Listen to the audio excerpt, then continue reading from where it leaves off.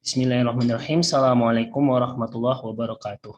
Pada kesempatan kali ini saya Azhar Alam, saya dosen tetap di program studi Hukum Ekonomi Syariah Universitas Muhammadiyah Surakarta. Pada kesempatan kali ini saya akan menjelaskan tentang proses pembelajaran mata kuliah yang saya ampu, yaitu pengantar ilmu ekonomi.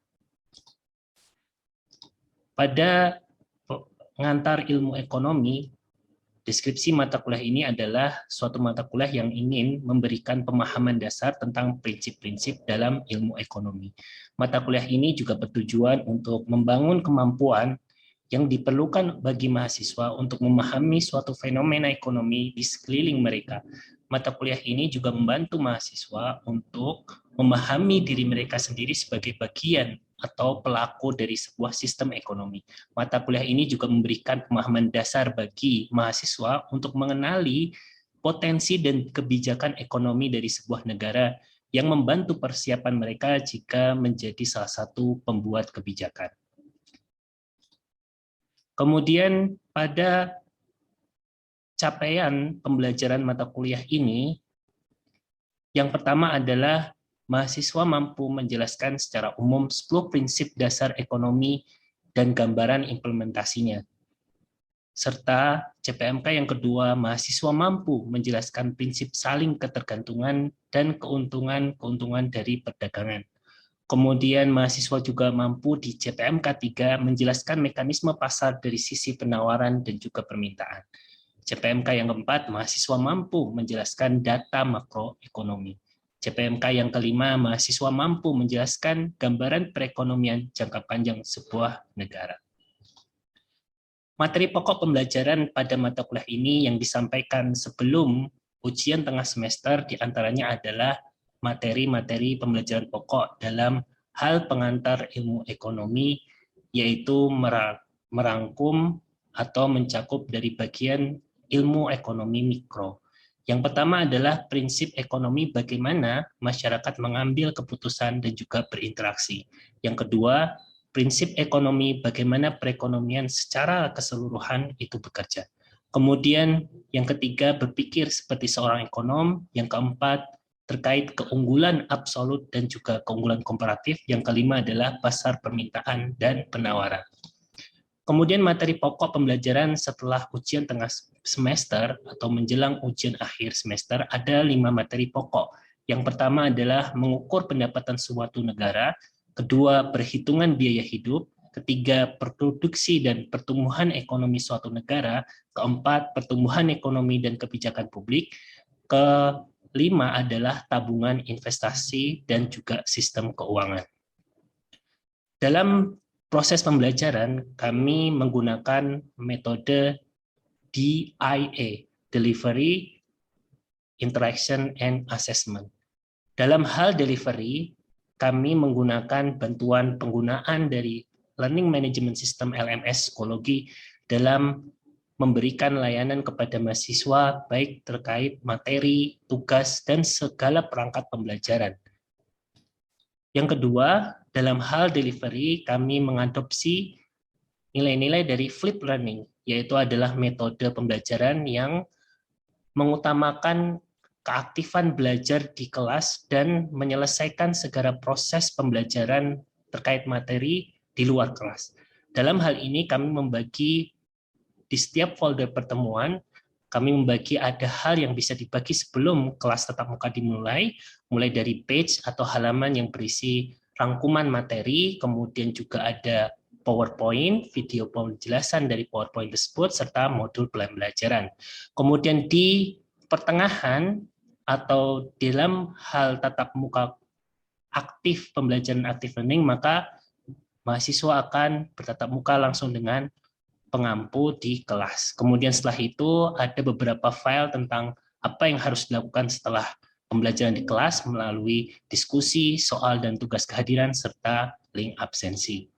Kemudian dalam hal interaction, dalam saya menjelaskan mata kuliah ini ada 2 jalur dalam berinteraksi. Yang pertama adalah diskusi dan tanya jawab di ruang kelas dalam rangka memahami materi atau pembelajaran yang disampaikan.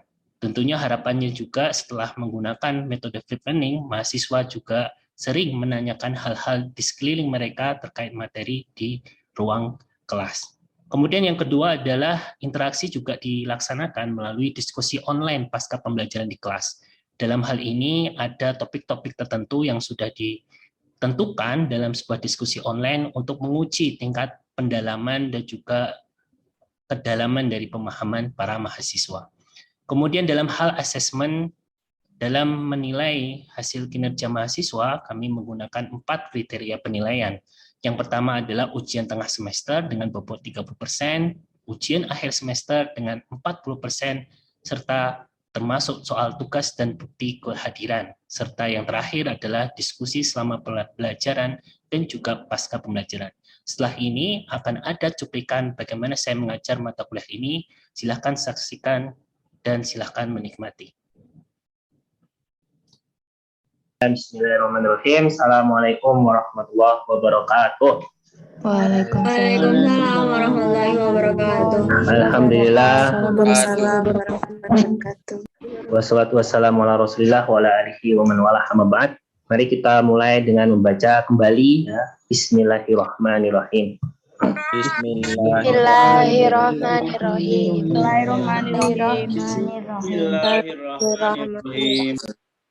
Nah, baik.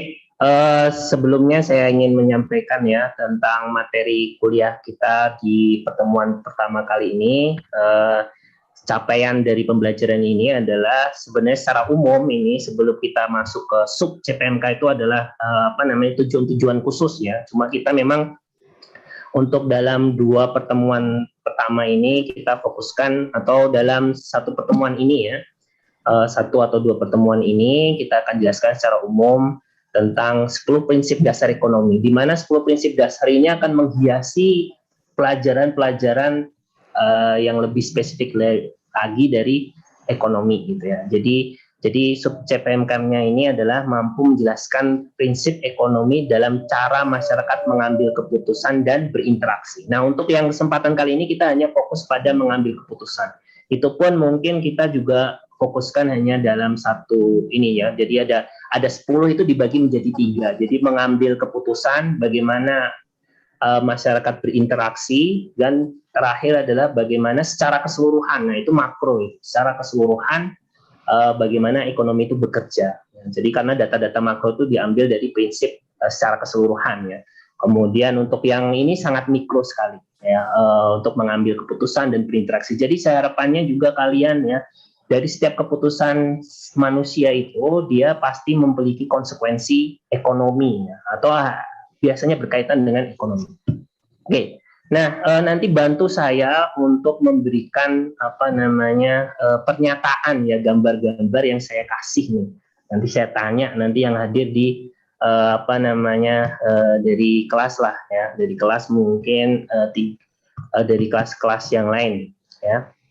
Nah, ini gambar apa ini? Coba saya tanya di sini Faisal. Jadi kolom komentar bisa saya catat. Tolong komentar gambar apa ini. Faisal Agung ada? Faisal Agung belum hadir ya. Lam Alif kayaknya juga enggak ini. Lam Alif nggak ada. Leonardo yang angkatan ini aja, angkatan 21 aja. Ain ini dari kelas Pembiru, dari kelas A2 aja ya. Karisma Ataya mana Karisma? Karisma tidak di live di sini, atau di YouTube juga nggak ada, belum ya. Langsung ke kelas B aja. Aufanida ada? Aufanida? Halo? Ada, Pak. Aufanida, komentari gambar apa itu?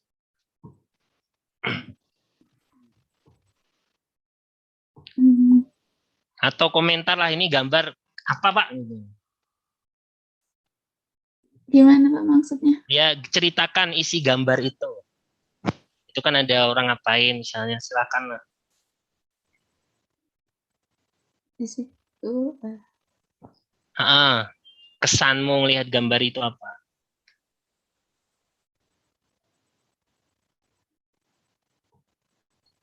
Kamu nggak kelihatan gambarnya, Mas? Oke, misalnya saya bantu.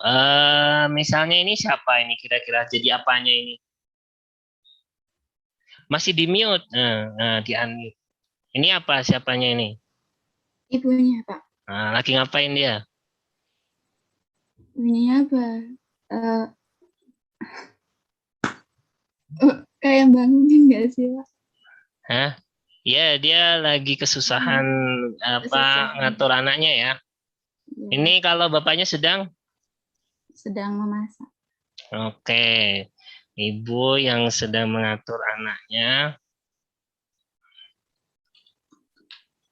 Dan apa namanya? Dan ayah yang sedang memasak ya.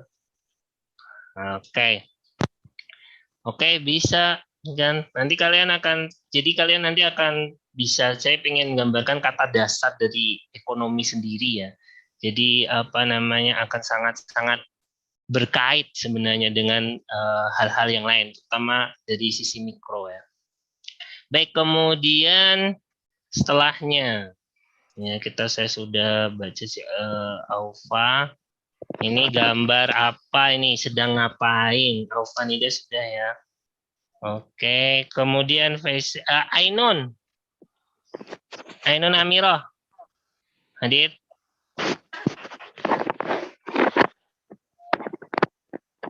Ainun.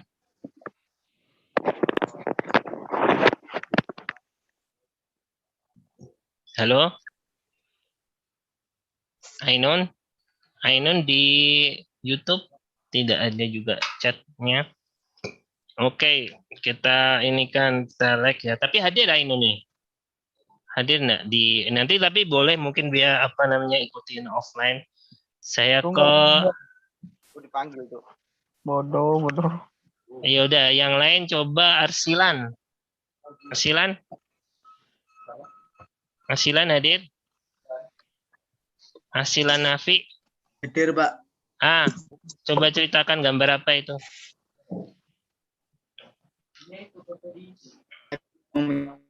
Memilih mana, Pak? Bingung memilih mana apa?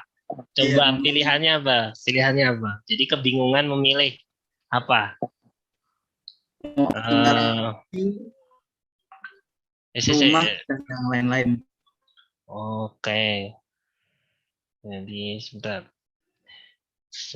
Teknis ini. Saya share screen lagi ya.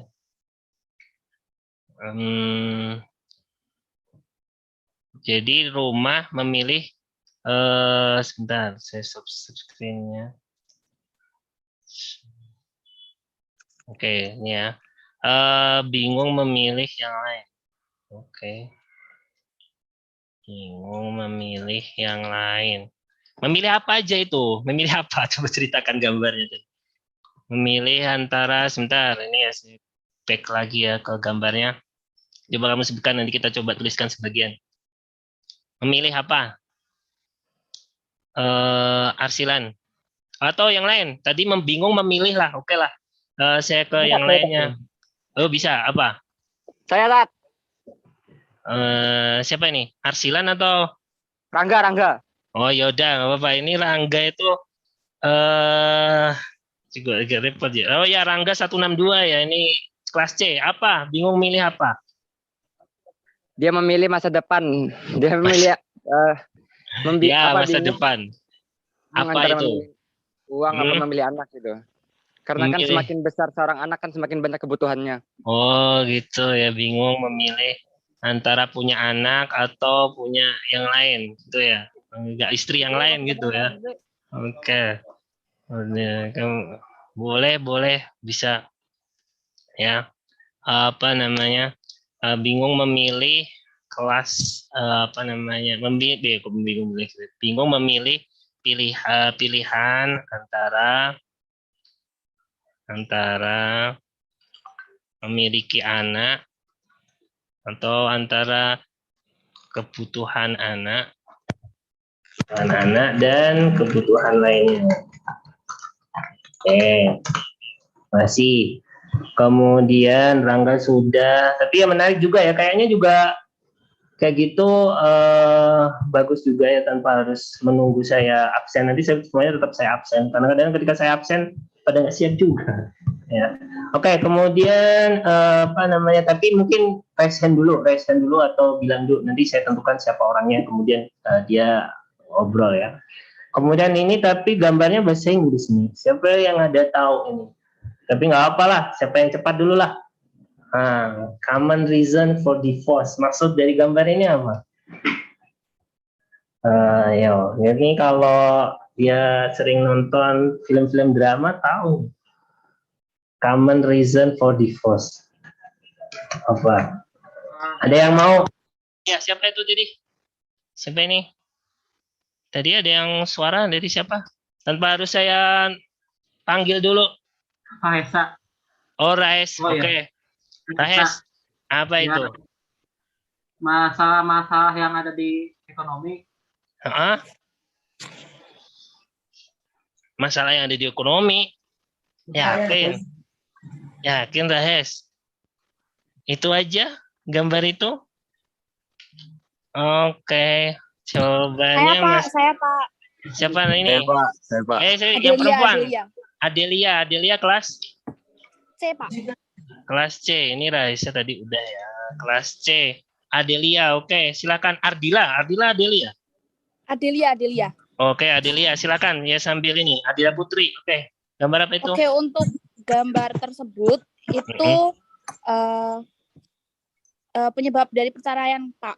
Oke, ya penyebab Jadi dari ada ketidakcocokan, ada kekasaran, ada juga ketidaksetiaan seperti itu. Nah, itu juga menyebabkan berpengaruh kepada ekonomi kayak gitu, Kak. Kayak itu, Pak. Oh iya, jadi penyebab salah satunya ini kan kalian ada lihat gambar kotak ya. Kotaknya itu ada yang besar, itu biasanya ya mayoritas itu tadi. Jadi karena masalah financial problems. Jadi kalau kalian lihat di riset-riset setelahnya nanti, itu ternyata masalah ekonomi itu termasuk yang penyebab perceraian ya. Oke. Terima kasih Adelia. Ya, baik Pak. Gitu aja Bapak. Oke. Jadi penyebab perceraian ya. Penyebab perceraian nanti saya besarkan terakhir lah. Dan salah satunya adalah urusan ekonomi ya. Banyak sekali. Kalau nanti kalian lihat gambarnya lebih jelas lagi. Tadi yang itu saya pengen ngasih kesan gak cuma terjadi di Indonesia, tapi di luar negeri juga terjadi. Ya, antara itu. Jadi masalah perceraian itu bukan hanya dialami Indonesia atau mungkin teman-teman di sini yang perempuan suka lihat drama Korea yang cuma terjadi di Korea, hampir itu seluruh dunia. Di antaranya itu ya. Kemudian ini tadi sudah terakhir, gambar terakhir ini setahu saya sih. Ini gampang ini. Siapa yang mau jawab? Silakan yang duluan, suara masuk. Siapa? Ini gambar, komentar dengan komentar ini. Oke, Munada. Ada raise hand itu. Munada, silakan Munada dulu. Rahes udah tadi, Rahes gantian yang lain. Munada dulu, silakan. Di unmute. Belum di ini. Jadi itu kan perceraian di Indonesia semakin lama semakin tinggi. Yeah. Nah itu di antara faktor yang paling berpengaruh adalah masalah ekonomi. Kalau menurut saya ekonomi itu tentu saja karena misalnya masalah ekonomi. Oh iya, masalah paling krusial ya. Iya, soalnya secara realita aja Pak, kalau misalnya laki-laki kan sebagai tulang punggung keluarga nggak mau mencari nafkah, ataupun perempuannya yang suka menghambur-hamburkan uang, itu kan jadi bisa menyebab perceraian gitu loh Pak. Oh iya, bagus. Ini menarik sekali, dia ngasih alasan yang cukup berimbang ya. Artinya sebenarnya bukan masalah hanya laki-laki yang tidak bisa memenuhi ini ya, tapi kadang-kadang juga masalah misalnya perempuannya yang terlalu spending itu pengeluarannya yang terlalu banyak sehingga mengakibatkan tuntutan ekonomi yang lebih yang tidak bisa diberi oleh seorang laki-lakinya hingga kemudian menuntut perceraian. Ya, betul banget. Ya, oke tuh. Munada kelas apa? Kelas A. Kelas A ya. Oke, sudah dapat saya. Oke. Nah, baik.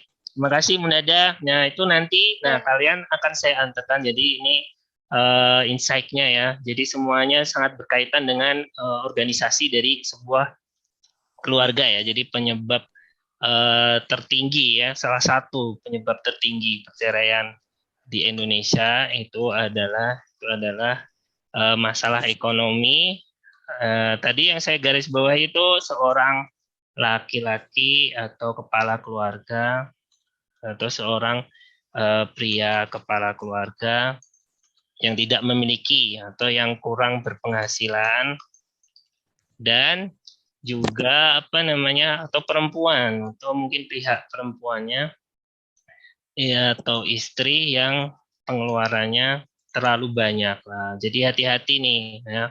Teman-teman ini kadang-kadang juga maunya istrinya cantik sekali tapi nggak mau modalin ke salon ya, nggak bisa lah ya. Itu macam-macam ya. Jadi kalian harus terlalu banyak dan juga banyak hati-hati nikahin mungkin seorang aktris itu bukan hal mudah, maka kemudian terjadi perceraian di tingkat atas begitu banyak karena tuntutan bisa jadi salah satu faktornya ekonomi juga ya, sangat terlalu besar ya.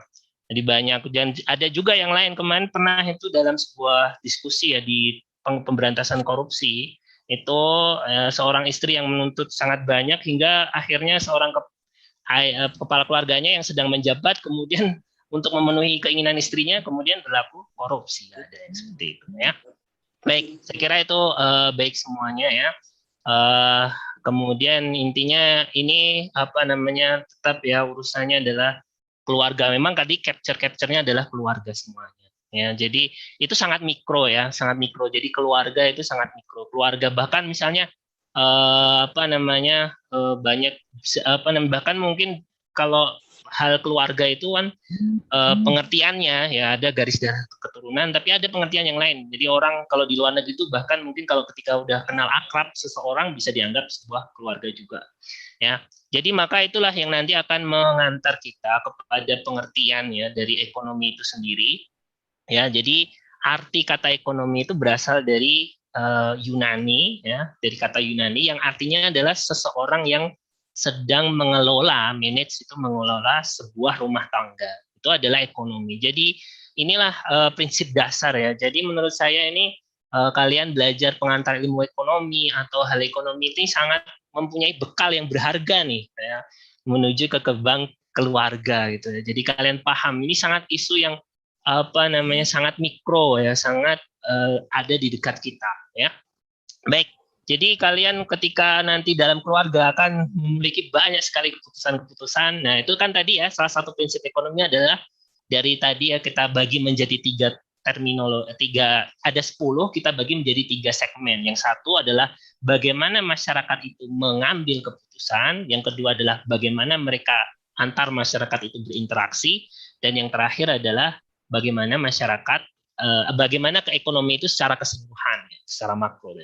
Nah, saya akan bahas dari prinsip yang pertama ya. Prinsip yang pertama adalah sebuah rumah tangga dan sebuah ekonomi akan mengalami banyak sekali keputusan. Siapa yang mau bekerja? Saya tanya deh, misalnya kalau siapa ini ya? Atau menunggu, kalau kalian punya keluarga, siapa yang harus bekerja?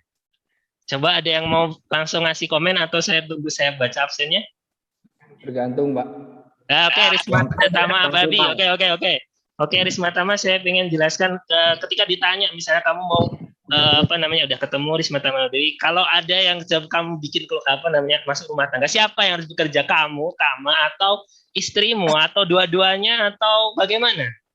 Atau orang mertuanya aja gitu? Gimana? Yang pertama yang harus bekerja jelas suami. Karena tugas suami itu kan menafkahi anak dan istri. Oke. Namun jika sang istri itu ingin membantu untuk meringankan beban suami dalam bekerja, selama seorang suami itu mengizinkan istrinya untuk bekerja, maka fine aja Pak untuk suami dan istri itu bisa bekerja begitu. Oke, terima kasih ya. Itu jawaban yang bagus ya. Jadi kebijakan juga. Karena ada sedikit juga ya.